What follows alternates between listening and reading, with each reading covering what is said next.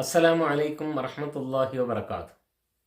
പ്രിയമുള്ളവരെ, അനുഗ്രഹീതമായ റമദാൻ ഷരീഫിലെ ഒരു വ്രതം കൂടി വിജയകരമായി പൂർത്തീകരിക്കുവാൻ നമുക്ക് സാധിച്ചു. അൽഹംദുലില്ലാഹ്.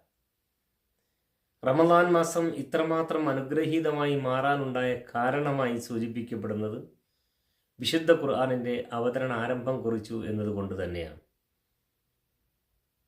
വിശുദ്ധ ഖുർആൻ മാനവതയെ മാനുഷികമായ മൂല്യങ്ങൾ പഠിപ്പിക്കുകയും ഓരോ വ്യക്തിയെയും മനുഷ്യനാക്കി മാറ്റുകയും ചെയ്യുന്നു എന്നതാണ് ഖുർആനിൻ്റെ പ്രാധാന്യം.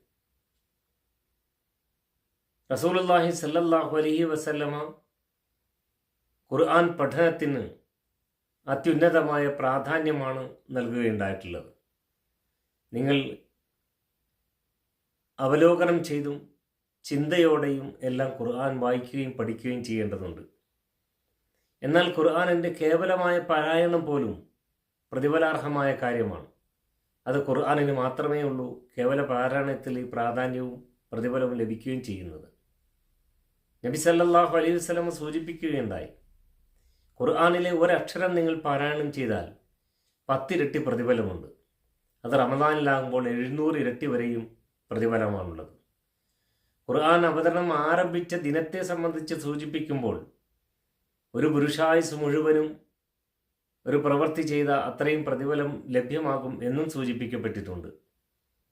അപ്പോൾ സാധാരണമായ വായനക്ക് പോലും മഹത്തായ പ്രതിഫലം നിശ്ചയിക്കപ്പെട്ടിട്ടുള്ളത് ഖുർആനിന് മാത്രമാണ്. ആയതിനാൽ ഖുർആൻ പഠിക്കണം, ഖുർആൻ വായിക്കണം. ഖുർആനിൻ്റെ വിഷയമെന്ത് എന്നൊരാൾ ചോദിച്ചാൽ അതിൻ്റെ ഒറ്റവാക്കിൽ പറയാനുള്ള മറുപടി മനുഷ്യൻ എന്നത് തന്നെയാണ്. അപ്പോൾ ഈ അനുഗ്രഹീതമായ മാസത്തിൽ ധാരാളമായി ഖുർആൻ വായിക്കാനും പഠിക്കാനും നാം അവസരം കണ്ടെത്തേണ്ടതുണ്ട്.